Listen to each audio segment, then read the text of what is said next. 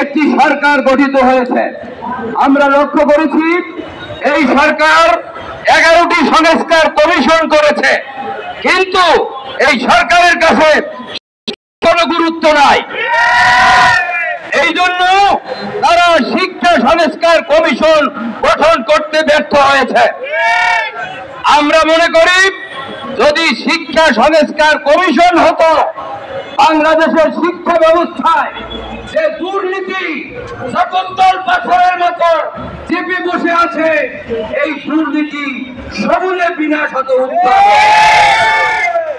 আজকে আমার এই বঞ্চিত মেধাবী যে 1 থেকে 12 নিবন্ধনকৃত আমার যে শিক্ষক ভাই বোনেরা, যদি সত্যিকার নিবন্ধন যথাযথভাবে হতো, নিয়োগ যথাযথভাবে হতো, আমার এই ভাইয়েরা এখন থাকতো আমাদের বেসরকারি স্কুল, কলেজ এবং মাদ্রাসার নিয়োগকৃত শিক্ষক।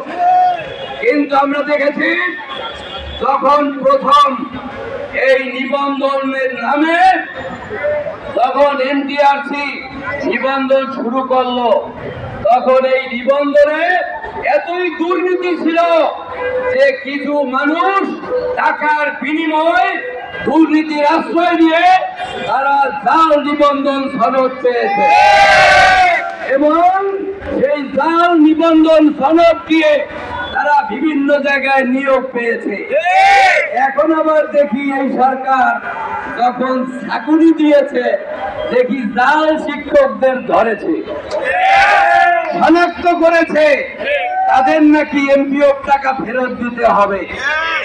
জাতীয় শিক্ষক ফোরাম এবং ইসলামী আন্দোলন পীর সাহেব চরমনাইয়ের পক্ষ থেকে আমি এখানে উপস্থিত হয়েছি।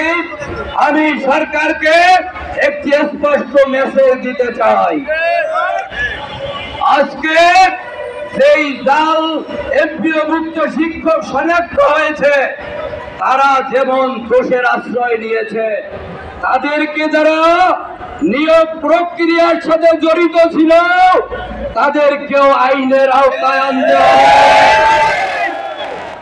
শেখ হাসিনার দুদক, শেখ হাসিনার পকেটের দুদক ছিল এনএসআই, ডিজিএফআই, গোয়েন্দা সংস্থার সকল রাষ্ট্রযন্ত্রকে শেখ হাসিনা ব্যবহার করে এক ব্যক্তির অসৎ উদ্দেশ্য হাসিল করেছে।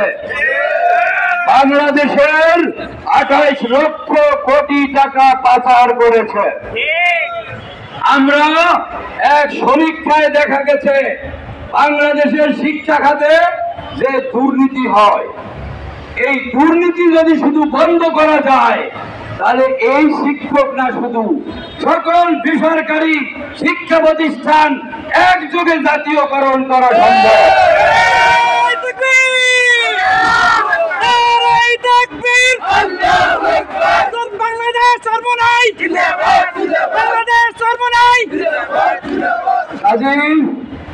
আমরা দেখেছি দুদককে নতুন ভাবে গঠন করা হয়েছে, গোয়েন্দা সংস্থা, ডিজিএফআই, এনএসআই সব কিছু নতুন ভাবে ঢেলে সাজানো হয়েছে। আমরা স্পষ্ট বলতে চাই, আগামী সপ্তাহে আমরা জানি তফসিল ঘোষিত হবে, কিন্তু ওই শিক্ষা প্রশাসনে আওয়ামী ফ্যাসিবাদের প্রেতাত্মা এখনো বসে আছে। ওই সচিব আর আমলাদেরকে ওখানে রেখে সুষ্ঠু নির্বাচন সম্ভব নয়। সুতরাং শুধু আইওয়াস, হাসিনার মতো আইওয়াস ওই লটারির মাধ্যমে ডিসি নিয়োগ দিচ্ছেন, ওসি নিয়োগ দিচ্ছেন, এসপি নিয়োগ দিচ্ছেন। এর চেয়ে বড় কথা হলো আওয়ামী ফ্যাসিবাদের দোষর যারা রয়েছে তাদেরকে অপসারণ করেন এবং আমাদের এই শিক্ষক বন্ধু, অর্থাৎ এরা এখন শিক্ষক থাকতো কিন্তু এরা ষড়যন্ত্রের শিকার। আমরা জানি হাইকোর্টেরও একটা রায় আমার এই মাজলুম ভাই বোন শিক্ষকদের পক্ষে আছে। বর্তমানে যারা ক্ষমতায় এই সচিবালয়ে বসে আছে, তারা এতই শক্তিশালী হয়ে গেল, হাইকোর্টকে বৃদ্ধাঙ্গুলি দেখাচ্ছে। হাইকোর্টের রায় এই মাজলুম ভাই বোনদের পক্ষে, সুতরাং হাইকোর্টের রায় বাস্তবায়ন করতে হবে। কারণ আমরা জানি বিচার ব্যবস্থা বর্তমানে স্বাধীন, হাসিনার বিচার ব্যবস্থা তো নেই। বন্ধুগণ, আমি আজকে আরেকটা বিষয় না বললে পারি না। গতকালকে একটা এমপিও নীতিমালা দিয়েছে, আপনারা দেখেছেন। এমপিও নীতিমালায় যে বিষয়গুলো এনেছে, একটা বিষয় আমার হৃদয়ে রেখাপাত করেছে, সেটা হলো বাংলাদেশের হিন্দু ধর্মের শিক্ষক কয়জন? খুবই কম। হিন্দু ধর্মের শিক্ষকরা তাদের জন্য এই নীতিমালায় সুপারিশ করেছে 10ম গ্রেড দেওয়ার জন্য। আর ইসলাম শিক্ষা শিক্ষকদের প্রবেশের সময় দিয়েছে 11তম গ্রেড। তাহলে আমরা এটা প্রত্যাখ্যান করলাম। এই এমপিও নীতিমালা এইটা ইউনিট সরকারের হয় নাই, এটা হয়েছে হাসিনার পদাঙ্ক অনুসরণ। সুতরাং এই সমস্ত নীতিমালা আমাদেরকে আর দেখাবেন না। এই দেশের মানুষের বিরুদ্ধে অবস্থান নিয়ে কোন নীতিমালা গুজরাটি শিক্ষা কমিশন 1972 সালে এখনো আলোর মুখ দেখে নাই। এবং শেখ হাসিনা কারিকুলাম এনেছিল ভারত সহ কয়েকটা দেশ থেকে, হাসিনা কারিকুলাম সহ ভারতে পালিয়েছে। আমার এই শিক্ষকদের সাথে আমি একটি স্পষ্ট বিশ্বাস চরমনাইয়ের পক্ষ থেকে, জাতীয় শিক্ষক ফোরাম এবং বেসরকারি এমপিও মুক্ত সকল শিক্ষকদের পক্ষ থেকে আমি এই বললুম ভাই বোনদের পাশে দাঁড়িয়ে, প্রেস ক্লাবে দাঁড়িয়ে আমরা আজকে সংহতি প্রকাশ করছি।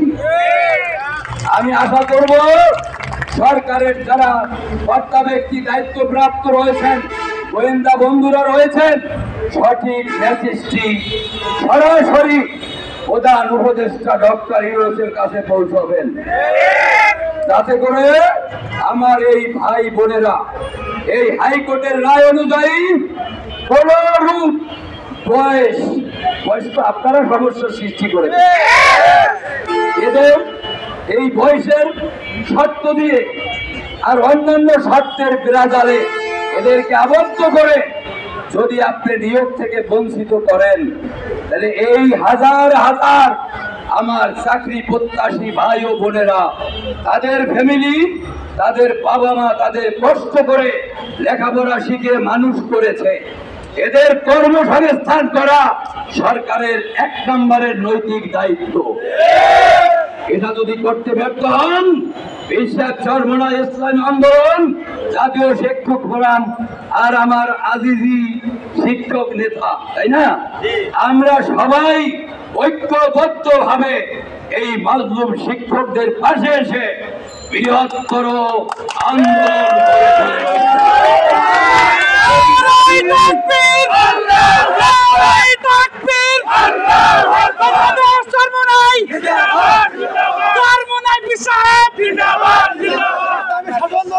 এই দাবি অত্যন্ত যৌক্তিক।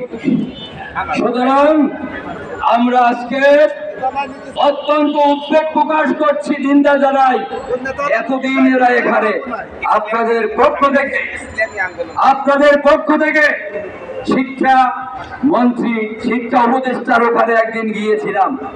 আমি শিক্ষা উপদেষ্টাকে সাক্ষাৎ করে সচিবালয়ে গিয়ে স্পষ্ট বলেছিলাম, আমি বলেছিলাম, মাননীয় শিক্ষা উপদেষ্টা, আমরা দেখেছি দীপুমণি আর নৌফলের সময় ওই ফাইল নড়ে না সচিবালয় থেকে ঘুরে, বুঝলেন না?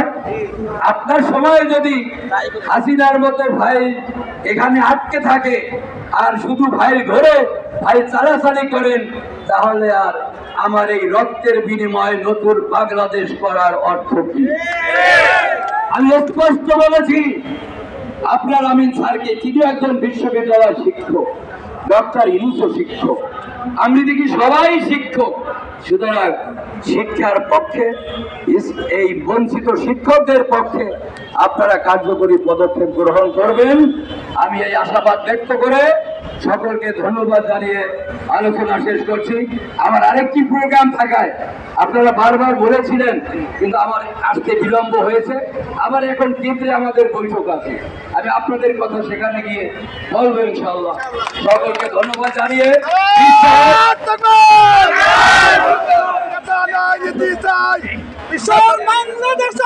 ইসলামী আন্দোলন পীর সাহেব চরমোনাই সব সময় মজলুম মানুষের পক্ষে, অন্যায়ের বিরুদ্ধে, ন্যায়ের পক্ষে আমরা ছিলাম, আছি এবং থাকবো।